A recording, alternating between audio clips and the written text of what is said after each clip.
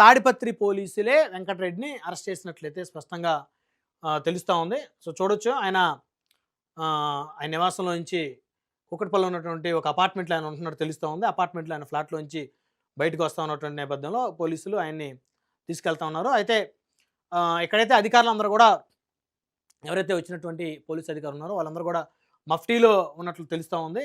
So మొత్తానికి వైసీపీ చెందినటువంటి official spokesperson Venkatareddy arrest తోటి ఆ పార్టీ చెందినటువంటి అధికార ప్రతినిధుల్లో అయితే ఒక ఆందోళన నెలకొందని అయితే స్పష్టంగా చెప్పొచ్చు. సో వీళ్ళందరూ కూడా మఫ్టీలో ఉన్నారు.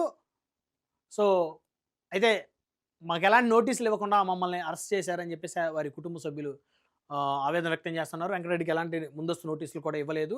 సో ఇవ్వకుండా డైరెక్ట్గా వచ్చి మఫ్టీలో వచ్చేసి తీసుకెళ్ళిపోయారని చెప్పేసి. సో మొత్తానికైతే ఆయన మీద అయితే ఎఫ్ఐఆర్ అయితే నమోదైనటువంటి మాట వాస్తవం. ఎందుకంటే తాడిపత్రి పోలీస్ స్టేషన్ ఆయన మీద ఎఫ్ఐఆర్ నమోదైంది. ఎఫ్ఐఆర్ నమోదు కాకుండా అయితే పోలీసులు ఆయన అరెస్ట్ చేయలేదు.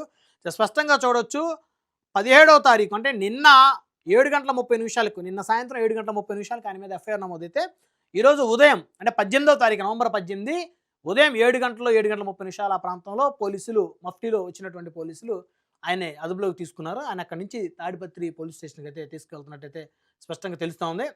సో వెంకటరెడ్డి ఫోన్ కూడా పోలీసులు స్వాధీనం చేసుకున్నారు. ఎందుకంటే ఆయన ఎవరెవరితో మాట్లాడుతున్నారు, ఏమేమి సంభాషణలు ఉన్నాయి. సో అదేవిధంగా ఆ పార్టీ అధికార ప్రతినిధిగా ఉన్నారు. సో ప్రభుత్వానికి సంబంధించినటువంటి అంశాల మీద సో ఆయన పెద్ద ఎత్తున మాట్లాడుతూ ఉంటారు. ప్రతిరోజు చర్చా వేదికలు కానీ సోషల్ మీడియాలో కానీ లేకపోతే